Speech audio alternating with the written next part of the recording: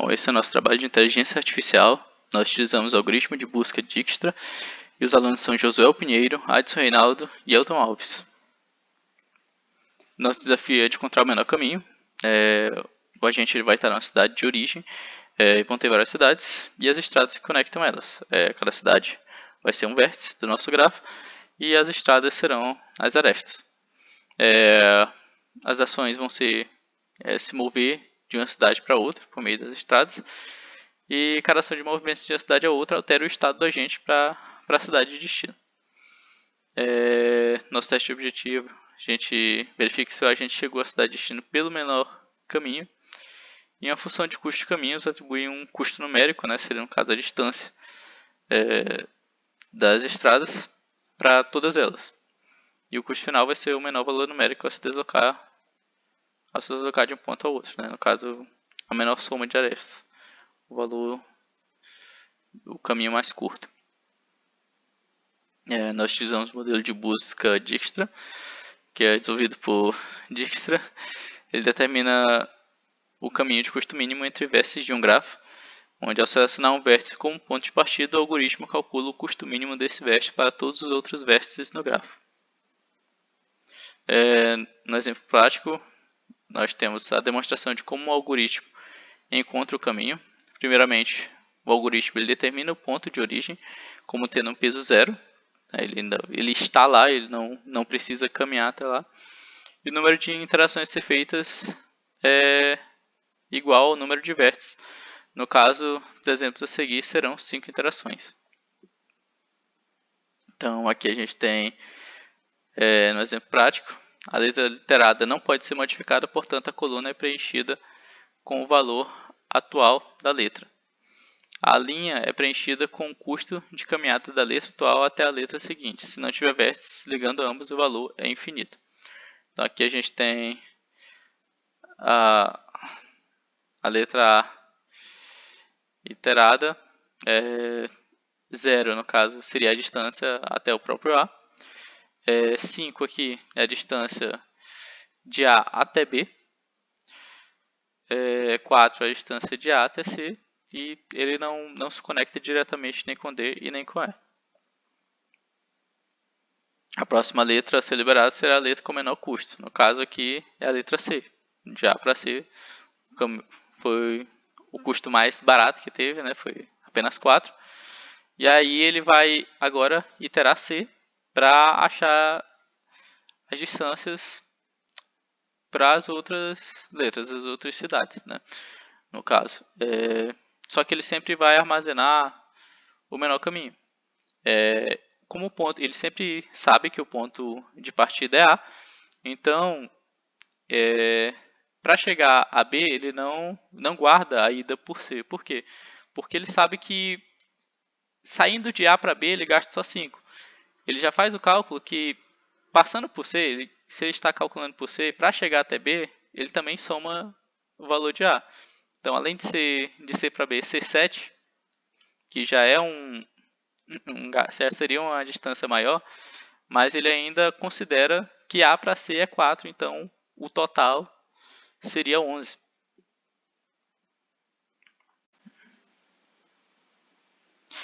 A gente tem aqui também agora arestas que ligam C e D e C e E.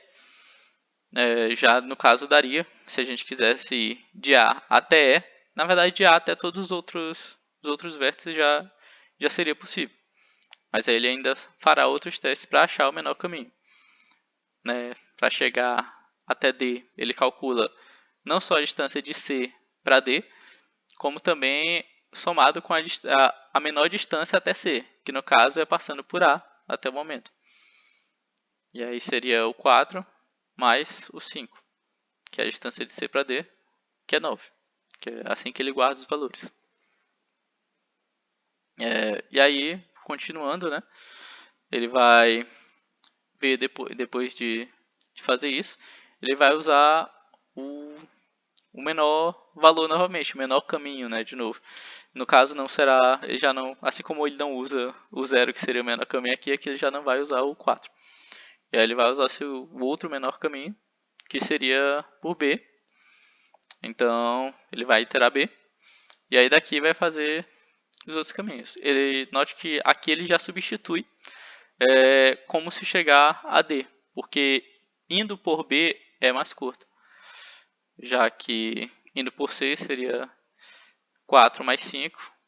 E indo por B, ele que também tem a ligação com o vértice D, seria só 5 mais 2, só 7. Então ele substitui esse valor aqui. E aí continua sendo 14, no caso B não tem ligação com E, então permanece o valor passando por C. E aí agora ele vai iterar D, que foi o menor caminho, e vai repetir os resultados aqui que ele não vê como mais barato, né?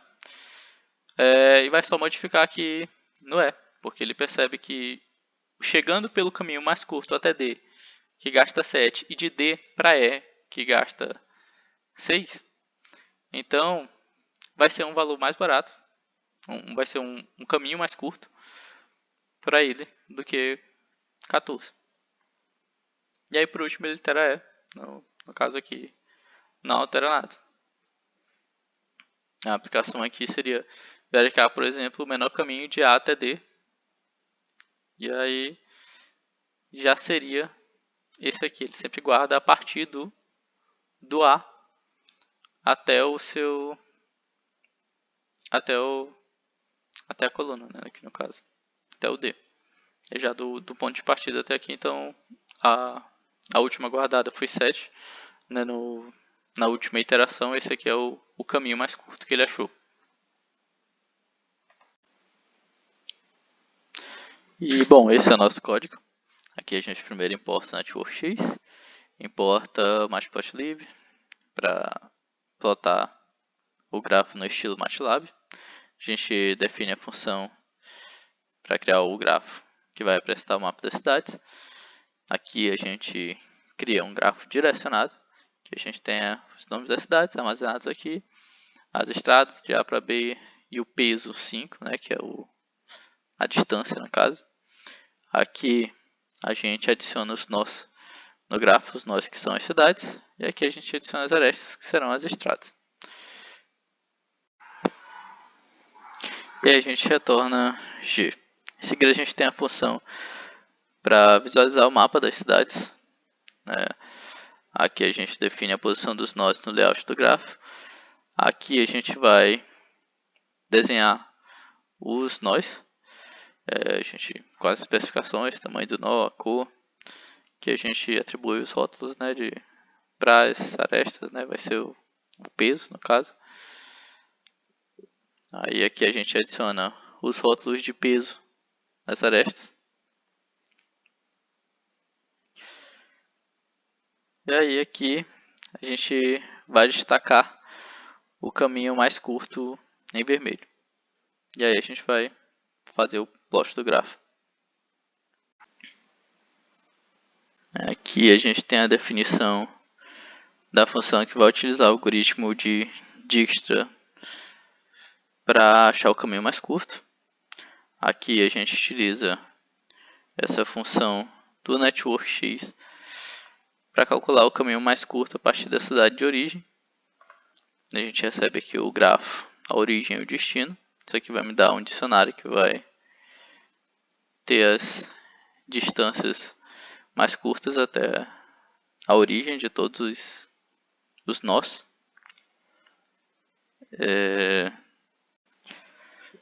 Aqui é feita uma lista de arestas do caminho mais curto. A gente itera sobre a lista de nós do caminho, e para cada parte nós adjacentes a gente cria uma tupla que representa uma aresta no formato nó atual, próximo nó e o peso da aresta que ele vai tirar do grafo.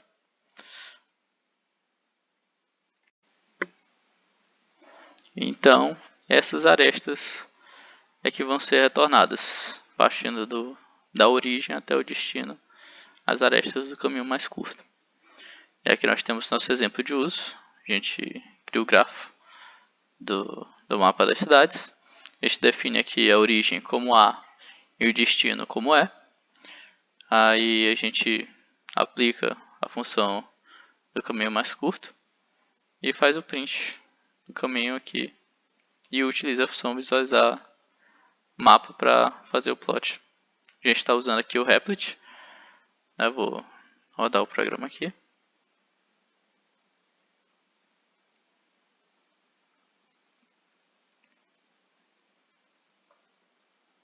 Aqui a gente tem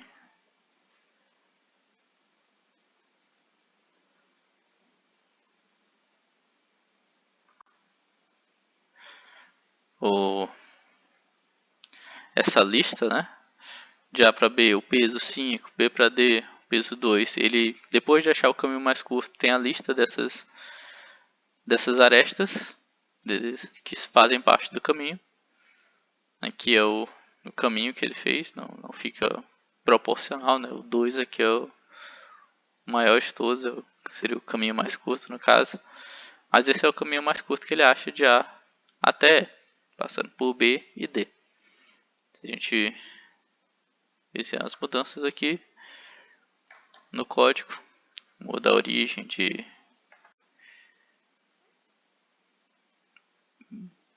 B para E mesmo.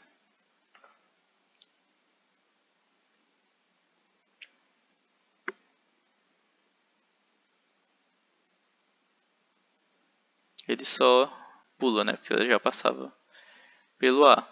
Se eu botar C, ele já vai direto. E isso é assim que funciona. Eu só fazer umas pequenas mudanças aqui. Se a gente altera o peso de B e D, que era 2, para 6, faz aqui o caminho de A até E, a gente já vai ter aqui, ó, uma mudança. Ele não vai mais passar pelo B. O B se torna um caminho mais longo. Então ele não passa por... Não faz um total de 4 nós, né? Não passa por 3 arestas. Vai só de A para C e direto para E.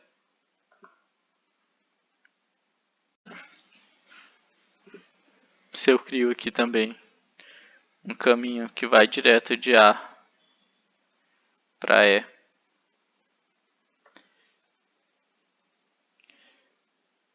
que tem aqui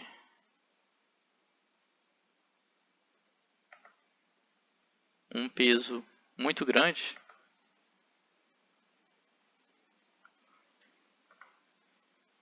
mesmo que tenha um caminho que vá direto, ele vai fazer esse desvio, né? Ele vai passar primeiro para C, depois para E. E esse é o nosso algoritmo.